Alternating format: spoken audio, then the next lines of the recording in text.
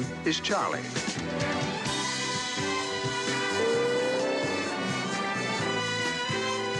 Les films en lice pour la Palme d'Or au Festival de Cannes cette année. Quand la série La Chronique des Bridgertons inspire les nostalgiques de l'Angleterre du 19e siècle et les 50 ans des drôles de dames. C'est le programme de ce nouveau numéro de À l'affiche. Bienvenue à tous. On commence donc avec l'annonce de la sélection officielle du prochain Festival de Cannes. 21 films pour l'instant ont été annoncés. Un sera peut-être ajouté dans les prochains jours pour cette 79e édition qui se tiendra sur la Croisette du 12 au 23 mai prochain. On retrouve tout de suite Ben Crowell qui a suivi pour nous l'annonce de cette sélection ici à Paris. Alors Ben, bonjour. Comme chaque année, le suspense a été maintenu jusqu'au bout, mais on connaît désormais quelques-unes des stars qui fouleront le tapis rouge cette année. Bonjour, mais on peut attendre plein de stars et plein d'habitués de la Croisette, cette édition du Cannes, en fait. Kristen Stewart, Marion Cotillard, Javier Bardem, Monica Bellucci, Léa Seydoux sont parmi les stars attendues. 21 films annoncés ce matin, dont 9 en langue française, qui figurent en fait une présence assez forte francophone à cette édition. Parmi les films les plus attendus sont Amargo Navidad, Noël amer, le nouveau film de Pedro Almodóvar, qui marque son retour à Cannes après avoir gagné le Lion d'Or à Venise. Le film Soudain de Ryosuke Hamaguchi, le réalisateur japonais, qui tourne en français et en France avec Virginie Efira. Et Coward, Lâche de Lucas Dont, un film sur la Grande Guerre du grand réalisateur belge Lucas Dont. Voilà, parmi les films annoncés ce matin, en lice pour la Palme d'Or. Et ces films seront départagés par le jury, présidé par le réalisateur sud-coréen Park Chan-wook. On parlait de stars à l'instant. Un certain John Travolta Ben sera sur la Croisette cette année. À 72 ans, l'acteur de Pulp Fiction, film Palme d'Or en 1994 justement à Cannes, fait ses débuts derrière la caméra. Qu'est-ce que vous pouvez nous en dire Ben ? C'est un projet de cœur pour Travolta, en fait, un film adapté d'un roman pour enfants qu'il a créé lui-même en 1997. C'est un film avec un titre un peu bizarre. Propeller One-Way Night Coach, voyage de nuit pour Los Angeles, apparemment, selon Terry Frémaux. C'est un moyen-métrage, un film de plateforme, un film qui sera diffusé sur la plateforme Apple TV et qui sortira pas en salle, dont le film ne sera pas présenté en compétition, sera présenté dans une compétition parallèle, mais quand même qui va faire ramener John Travolta pour un projet de cœur, un film qu'il a réalisé, écrit, produit et qui faire jouer sa propre fille. Et puis Ben, l'an dernier, Robert De Niro avait reçu une palme d'or des mains de Leonardo DiCaprio. 2 grandes stars vont être honorées cette année par le festival.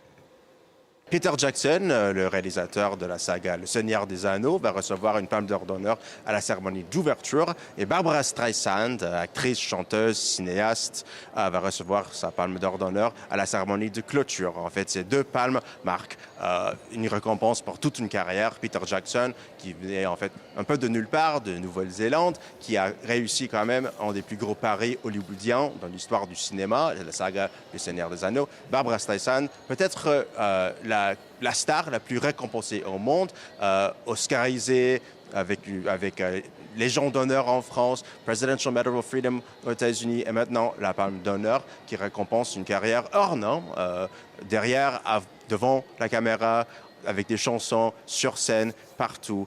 Barbra Streisand va recevoir la Palme d'honneur à la cérémonie de clôture cette année. Et puis Ben, depuis Coupé de Michel Hazanavicius en 2022, un film français hors compétition profite de l'ouverture du Festival de Cannes pour sortir le même jour en salle. Après Partir un jour d'Amélie Bonin l'an dernier, c'est la Vénus électrique de Pierre Salvadori qui aura les honneurs du premier tapis rouge de cette édition. À quoi peut-on s'attendre, Ben ? On peut tendre à rire, en fait. C'est non seulement un film français, mais c'est une comédie française. Et depuis peu de temps maintenant, le Festival de Cannes aime commencer sur un note d'effervescence, en fait, avec des films drôles, légers et divertissants. En fait, on peut attendre un grand divertissement avec La Vénus électrique de Pierre Salvadori, un film qui se déroule dans Paris dans les années 20, une histoire d'amour et d'escroquerie qui parle d'un peintre et une voyante, un film qui est drôle, qui est léger et qui va commencer sur un tonne d'effervescence à ce festival.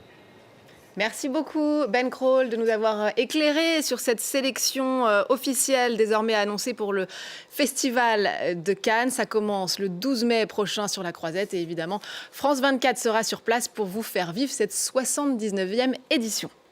On va passer à présent aux 50 ans de Drôle de Dame, série évidemment légendaire, diffusée pendant 5 saisons entre 1976 et 1981. Elle a marqué la télévision de l'époque. On y suivait un trio de femmes ayant quitté la routine de leur emploi dans la police pour devenir détectives privées au service d'un mystérieux patron surnommé Charlie. Les 3 actrices de la série, vous le voyez, étaient réunies à Los Angeles pour fêter cet anniversaire.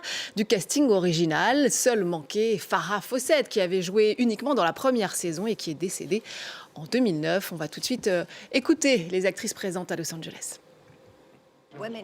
Les femmes se sont révélées, ce fut révolutionnaire, cela a changé la donne pour elles. Nous courions après le danger. Nous n'étions pas des femmes en détresse, nous n'étions pas une épouse, une infirmière, une secrétaire, une petite amie. Nous étions ces femmes fortes, capables de terrasser un homme de 90 kilos. C'était un fantasme. My name is Charlie.